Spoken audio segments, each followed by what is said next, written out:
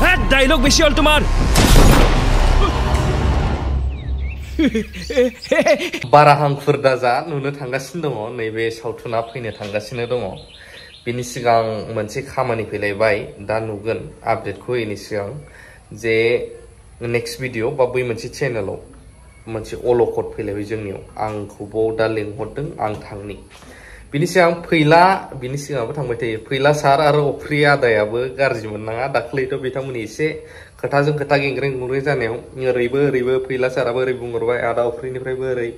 बोरै जामारखो गेजेराव जाग्रा मानसिया ओरै जानांगौ जायोना थ' मालाबा जायो बर'जों बर' बेफोरखौ जों गोसोआव लालायबाय थानाङा मिस आन्डारस्टेन्डिंआव जायो गाज्रि मोनलायनानै लाब गैया नैबेखौ जास्ट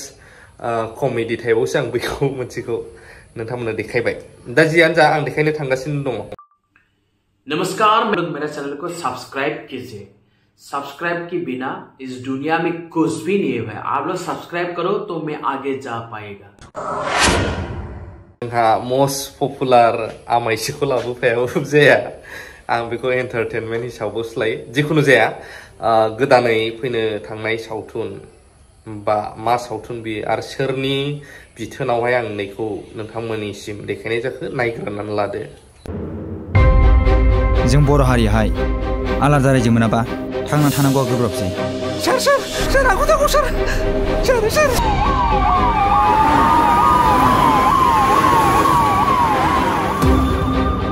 মই এজন বড়ো হয় আমাক লাগে বড়ো ৰাজ্য ইয়াৰ পৰা যদি আমাক ইমান অত্যাচাৰ কৰিছে তেতিয়াহ'লেতো আমাক বড়ো ৰাজ্য পালে কি কৰিব মাটি বাৰী আমি ঘৰ এৰি পেলাই থৈ যাব লাগিব এইটোৰ কাৰণে আমাৰ স্পষ্ট কথা আমি বড়ো ৰাজ্য হ'বলৈ কোনো কাৰণতে নিদিওঁ যি মানুহে মোৰ বিৰোধী তাক মই এই সংসাৰত থাকিব নিদিম বুজিছা আমাৰ চৰকাৰ আমাৰ পাৱাৰ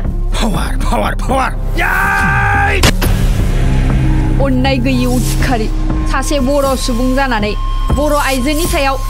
बेफोरबायदि खोथा बुंनो लाजिया नोङो এইটো আমাৰ কিমান ডাঙৰ ষ্টেট আছিলে এটা এই ষ্টেটৰ পৰা কিমান ষ্টেট বিভাগ হৈ গ'ল আৰু এই ষ্টেটখন যদি বিভাগ কৰা হয় তেন্তে এই ষ্টেটখন ষ্টেট হৈ থাকিব জানো আমি এইবিলাক একো নাজানো আমি ইয়াৰ ভূমিপুত্ৰ ডায়লগ বেছি হল তোমাৰ বলো राइफल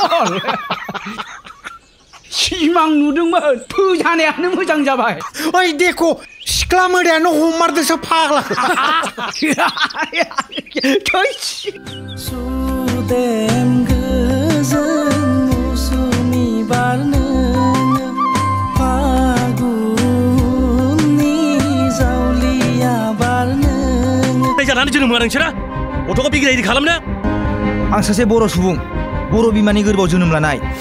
सोरबा बर' माहारिनि सायाव जुदि ससेबाबो ट्रेलारखौ नुबाय नोंथांमोना नैबेयावहाय जोंहा मिथुन ब्रह्म ब्रादारा गावसोरनो नैबे फिल्म बा मुभि सावथुनखौहाय लिड लागासिनो दङ बानायनायनिफ्राय लानानै जेराव देखायनांगौ बैफोरखौबो कन्टेक्ट नाम्बारबो होनाय दङ नोंथांमोना नुबाय बे जाहैबाय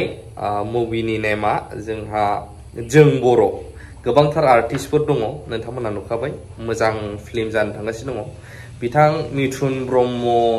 ब्रादारा खावलायहरनायलाय जे एसे रायजो राजानो नैबे ट्रेलार जा मिथिसार होदो जाय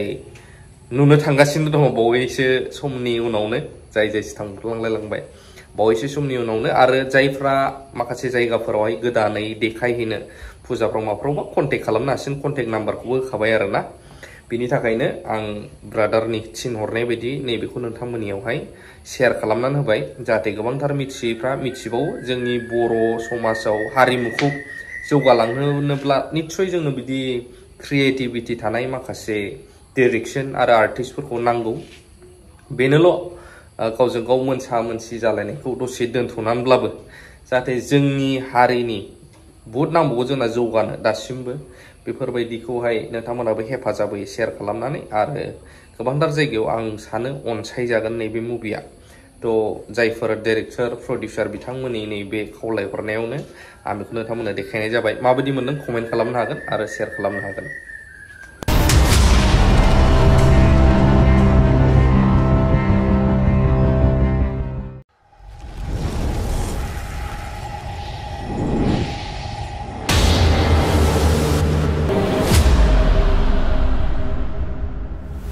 आं मौसुमि